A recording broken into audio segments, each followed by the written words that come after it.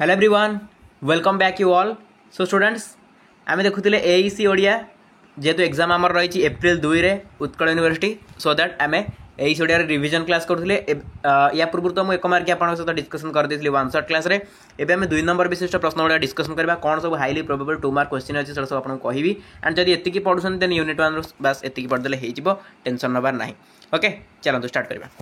Fast question जी शब्द क्या कहते उदाहरण सह दर्शा मुझे कही शब्द क्या कहते 1 मार्क पचार ना तो 2 मार्क पचार जेहेतु विषयर ना प्रथम रोचे आमर शब्द उपर रोचे विषयटी तेणुक शब्दर संख्या शुद्ध शब्द वर्ण शुद्धि रोचे निहाती भाव शब्द कौन तो पचार मैंने पचार ठीक अच्छे। ए क्वेश्चन को जमा भी स्किप करेंगे ना।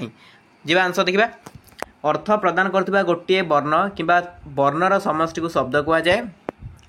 अर्थबोध आनीपार नथिबा वर्ण समष्टि जमतीक पकर विगस हनिक नक बी ये सब जो रही प्रभृति केबे हेले शब्द पदवाच्य नुहे जार अर्थ आसीपार नाक आम शब्द कहीपर ना। शब्द हो भाषार बाह्य स्तर अर्थ हो भाषार अंतर्निहित स्तर है कि ताले उदाहरण दे पारिबा द युक्त ए स युक्त अ देश है प युक्त अ र युक्त ब ब युक्त अ त युक्त अ पर्वत है कि एटा सब हूँ कौन गोटे शब्द किसी दरकार नहीं एमती लिखा आप नर्माली शब्दर उदाहरण दे पारे किसी भी शब्द लिखिपारे पवन लिखिपारे घर लिखिपारे किसी भी शब्द लिखिपारे एमती ना कि आपको पूरा एमती द युक्त ए स युक्त ए कर लिखार अच्छी ना एमती किसी लिखा दरकार नहीं। तापर जो नेक्स्ट ओडिया भाषार शब्दावली केते भाग विभक्त ये तो बारंबार आम डिस्कसन करचे 4 भाग विभक्त तत्सम तद्भव देशज आ वैदेशिक ठीक अच्छे। नेक्स्ट रूढ़ शब्द क्या कहते रूढ़ शब्द जो शब्द प्रकृति प्रत्ययर अर्थ प्रकाश नक भिन्न अर्थ प्रकाश करें रूढ़ शब्द कहुए है। जेपरी व्याघ्र शब्द यही शब्द प्रकृति प्रत्ययर अर्थ है जी विशेष रूपे आग्रहण करे मात्र व्याघ्र शब्दटी भिन्न अर्थ बुझाऊँगी ताहूँ हिंस्र जंतु विशेष ठीक अच्छे। सेहीपरि वृक्ष शब्द यार प्रकृति प्रत्यय अर्थ होची जहाकू छेदन करा जाए किंतु यह गछ को बुझाऊँगी बुझा। तेणु रूढ़ शब्द आम क्या कहवा ना जोटारे प्रकृत अर्थ तार न आसिकी तार गोटे भिन्न अर्थ आसुथिबो है कि एग्जांपल जैसे कहला व्याघ्र शब्द व्याघ्र माने आम कौन बुझे व्याघ्र कहले आम सांगे सांगे बाघ को बुझी जाऊे है कि बुझी जाऊे बट व्याघ्र माने कौन बाघ व्याघ्र माने प्रकृत अर्थ तार बाघ नुह ता अर्थ होची जी विशेष रूपे आग्रहण करे ताकू कह जाए व्याघ्र किंतु आम व्याघ्र कहले विशेष रूपे आग्रहण करे ताकू आम बुझुने किंतु आम गोटे पशु को बुझुचे बुझेला तो या ही आम कहूचे रूढ़ शब्द। नेक्स्ट जी नेक्स्ट क्वेश्चन देला जोग रूढ़ शब्द क्या कहते जोग रूढ़ देखो जो शब्द व्युत्पत्तिगत अर्थ वस्तु को बुझाइबा संभव हेले से शब्द गोटे मात्र वस्तु को बुझाए ताको जोग रूढ़ कहुए। जमतीक पंकज यार व्युत्पत्तिगत अर्थ कौन जहाँ पंकरु जात पंकर विभिन्न पदार्थ बाहर ना नहीं किंतु आम कौन सब पदार्थ को बुझुचे कि आम बुझुचे क्या पद्म को बुझुचे। तेणु से कहूँ जो शब्द व्युत्पत्तिगत अर्थ वस्तु को बुझाइबा संभव हेले से शब्द गोटे मात्र वस्तु को बुझाए। ये भलसे बुझे जानीपारे जमी से कहला पंकज पंकज माने कौन पे पंकज माने जी पंकरु जात पंकरु जी जन्म ताले पंकरु जात कौन खाली पद्म हो कि नाई विभिन्न सारा जिन पंकरु बाहर किंतु आम स्पेसिफिकाली पद्म को ही कहूचे पंकज ठीक अच्छे। तेणु यही जगह आम कहीपर यहाँ हूँ जोग रूढ़ शब्द बुझेगा। तापर जुग्म शब्द कौन जुग्म शब्द ओडिया भाषा में 2टी शब्दर संयोग में केतेक शब्द गठित होता है या जुग्म शब्द कहती। जुग्म शब्दर अन्य नाम हूँ जोड़ी शब्द। जुग्म शब्द गुड़िक कौन आशा भरोसा टंका पैसा हाट बजार धान चाउल कली कजिया लिपा पोछा लाभ क्षति ये सब हूँ कौन आम जुग्म शब्द है। तापर यौगिक शब्द क्या कहते प्रकृति प्रत्ययगत अर्थ को जो शब्द प्रकाश कराए प्रकृति प्रत्ययगत अर्थ को जो शब्द प्रकाश करें यौगिक शब्द कहती। यथा पचयुक्त अक पाचक जे पाक करे से पाचक यह ही शब्दर साधारण अर्थ। सेपरि लेखक पालक नायक ये सब हूँ कौन यौगिक शब्द है। तापर ओडिया शब्दर केतोटी रूप अच्छी ओडिया शब्दर 2टी रूप अच्छी गोटे है आंगिक अन्यटी है आत्मिक। ताले आंगिक रूप शब्दटी को आम आखिरे जो रूप में देखू ताहा आंगिक बा बाह्य रूप जेपरी सामाजिक को आम सामाजिक पढ़ू।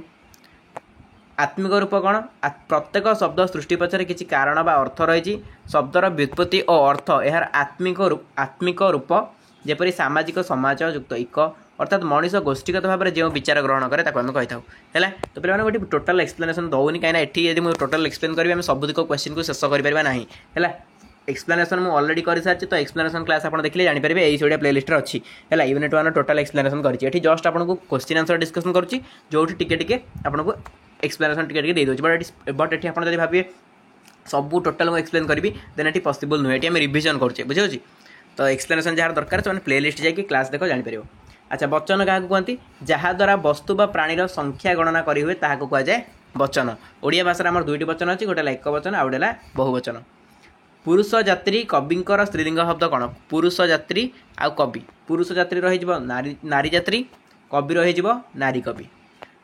एक वचन में दुईटी उदाहरण पचारा ता खंडीए बही गोटे जिन सब कौन गोटे एक वचन जिन तेणु एक वचन उदाहरण कहले आप लिखिपारे एमती। बहुवचन जब पचारा कौन जो शब्द व्यवहार द्वारा वस्तु बा प्राणीर संख्या एक रु अधिक बोली जना जाए जोटा आम जाना कि ना एक रु अधिक अच्छा आम बहुवचन बोली कहूचे। उदाहरण गछ गुड़िक लगागला पिला माने खेलिबा गले लोके ठीक नेता बाछिले है एगुड़ा सब। वचन क्या कहते केते प्रकार जहाद्वारा वस्तु बा प्राणीर संख्या गणना करेंगे आम जानी वचन कहुए। अच्छा वचन केते प्रकार आम जानी एक वचन दुई वचन सॉरी एक वचन बहुवचन दुई प्रकार है। एक वचन बहुवचन क्या कहते एक वचन क्या कहते ना जो शब्द व्यवहार द्वारा वस्तु बा प्राणीर संख्या गोटे बोली जना पड़े जाए आम तो कहूँ से एक वचन। बहुवचन क्या कहू ना जो शब्द व्यवहार द्वारा वस्तु बा प्राणीर संख्या एक रु अधिक बोली जना जाए ताको आम कहू कौन बहुवचन।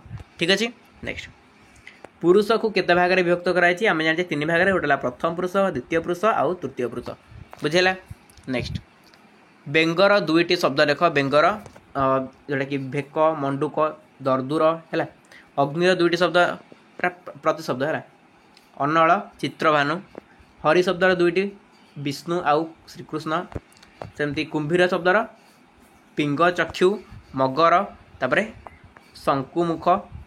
दुईटी पर्तुगीज शब्द लेख आचार आत किराणी फालतू कही पे मैंने ये जो शब्द गुड़ा पर्तुगीज शब्द देश शब्द जी रहा वैदेशिक शब्द है तो यहाँ टे मन रखिए कहीं ए पचार गोटे दिटा पचार जमी।